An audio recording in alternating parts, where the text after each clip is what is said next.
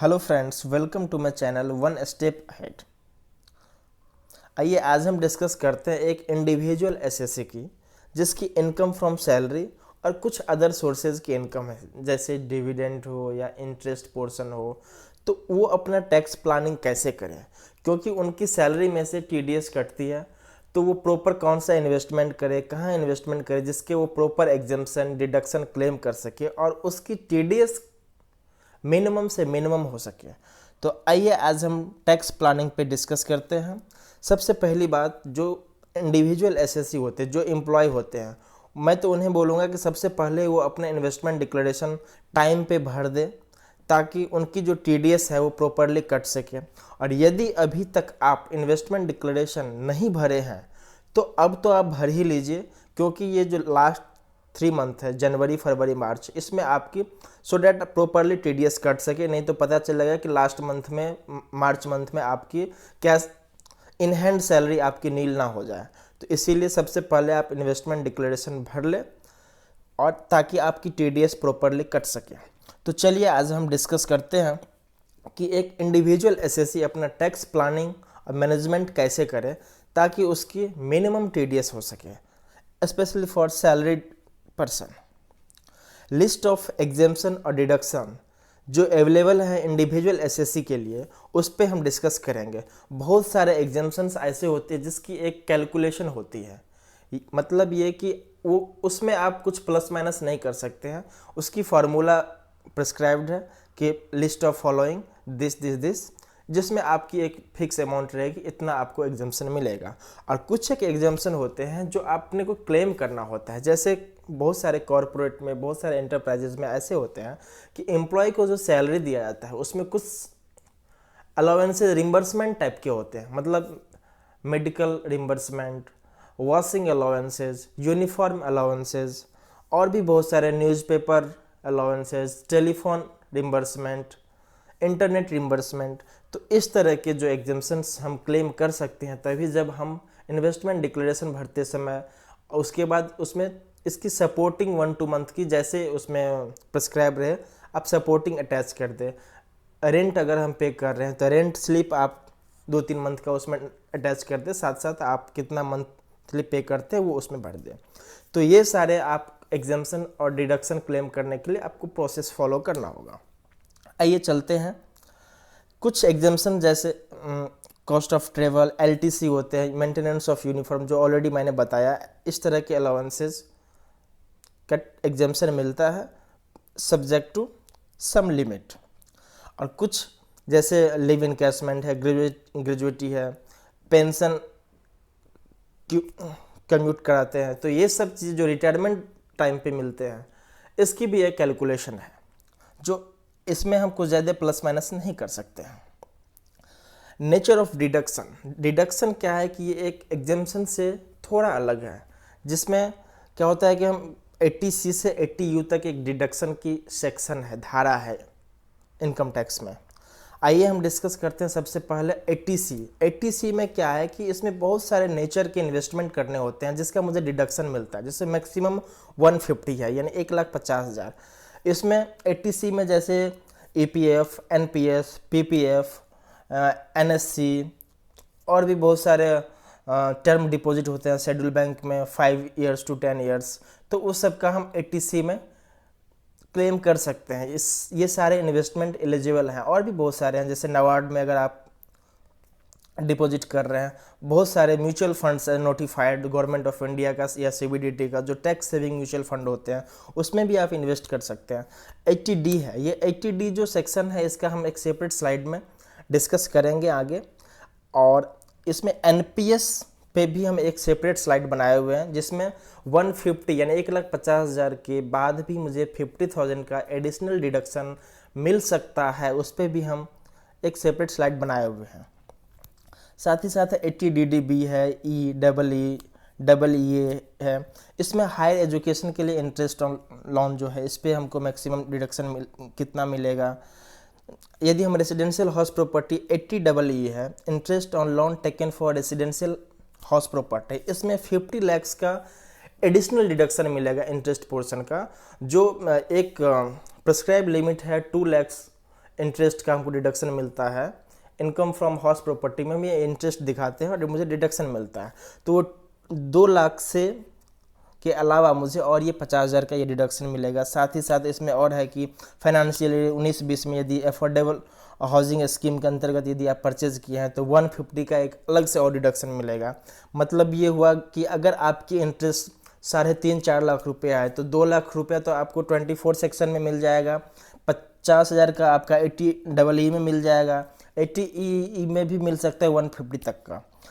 अब एक और नया सेक्शन ऐड हुआ है, पहले ही ऐड हुआ था पिछले बजट में ही हुआ था, इलेक्ट्रिक व्हीकल पे भी हमको 1,50,000 तक का डिडक्शन मिल सकता है।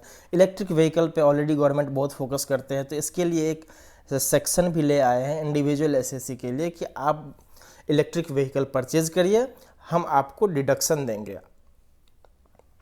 ये नेक्स्ट चलते हैं, 80G है, 80GG ए है, सी है, इस तरह की इसमें डोनेशन की सेक्शन है। ये डोनेशन करेंगे तो मुझे डिडक्शन मिलेंगे। 80TTA है, TTB है। 80TTA है कि interest on deposit in saving account 10,000, 50,000। 80U का है जिसमें 75,000, 1,25,000 तक का डिडक्शन मुझे मिलता है। अब आते हैं 80D, जो मैंने बताया था कि इसके लिए मैं सेपरेट डिस्कशन करूंगा। ये एक स्लाइड है, इसमें मैं आपको क्लियर किया हुआ है कि केस 1, 2, 3 3 केस हम दिए हुए हैं, जिसमें केस 1 में 50,000 तक का मिल सकता है मैक्सिमम डिडक्शन। यदि हम मेडिकल इंश्योरेंस प्रीमियम भरते हैं 75,000 तक का भी मिल सकता है मुझे, 1 लाख तक का भी मिल सकता है। 1 लाख तक का कब मिलेगा? जब इंडिविजुअल और साथ ही साथ उसके डिपेंडेंट पेरेंट्स जो हैं दोनों एबव 60 है, तो मैक्सिमम 1 लाख तक का मुझे डिडक्शन मिल सकता है। लेकिन उसके लिए और insurance premium which ever is lower. इसमें एक बात और मैं बोलूँगा कि इसमें एक प्रिवेंटिव हेल्थ एक्सपेंस है जिसमें मुझे 5,000 का एक डिडक्शन मिलता है। ये जो डिडक्शन है ये लिमिट के अंदर ही है। मान के चलो कि आपकी ये लिमिट यदि ऑलरेडी एग्जॉस्ट हो चुकी है तो आप ये 5,000 का क्लेम नहीं कर पाएंगे, यानी ये प्रिवेंटिव हेल्थ केयर एक्सपेंस है, ये आप नहीं कर पाएंगे। ये आप तभी कर पाएंगे जब आपकी ये लिमिट भी अभी बाकी है। इस तरह से 80D में आपको डिडक्शन मिल सकता है। इसमें इसका एक जब आप रिटर्न भरेंगे तो उसमें भी सेपरेट दिया हुआ है कॉलम कि प्रिवेंटिव हेल्थ एक्सपेंस में आप 5,000 रुपये का डिडक्शन क्लेम करिए। सुपर सीनियर सिटीजन यदि 80 ईयर्स, जनरली क्या होता है कि मेडिकल हेल्थ इंश्योरेंस जो है ना वो एक प्रीमियम एज फैक्टर पे भी डिपेंड करता है। जैसे यदि किसी का एज 80+ है तो जनरली उनको हेल्थ इंश्योरेंस पॉलिसी मिलता ही नहीं है, क्योंकि उनका एज 80+ है। उस केस में, वैसे डिपेंडेंट केस में जो मेरे पेरेंट्स हैं, मेरी जो मेडिकल एक्सपेंडिचर है वो भी मुझे अलाउ हो जाएंगे, 80D सेक्शन में ही मुझे वो अलाउ हो जाएंगे। तो इसके लिए एक सेपरेट कॉलम है, उस जब मैं आपके एक वीडियो बनाऊंगा नेक्स्ट, उसमें दिखाऊंगा कि इनकम टैक्स में कहाँ ये हम डाल सकते हैं। एक कंप्लीट वीडियो उस पर भी हम बनाएंगे। अभी चलते हैं हम ये मैं ऑलरेडी बता ही दिया कि जिसका 80+ एज हो हेल्थ इंश्योरेंस के बारे में। अब है एनपीएस में क्या है कि एनपीएस में जो हम कंट्रीब्यूशन करते हैं जनरली वो 80C से ही कवर हो जाते हैं, बट यहाँ पे एक है कि एडिशनल 50,000 का मुझे डिडक्शन मिलेगा। लेकिन उसके लिए एनपीएस में क्या होता है ना कि अकाउंट 2 तरह के होते हैं, टायर 1, टायर 2।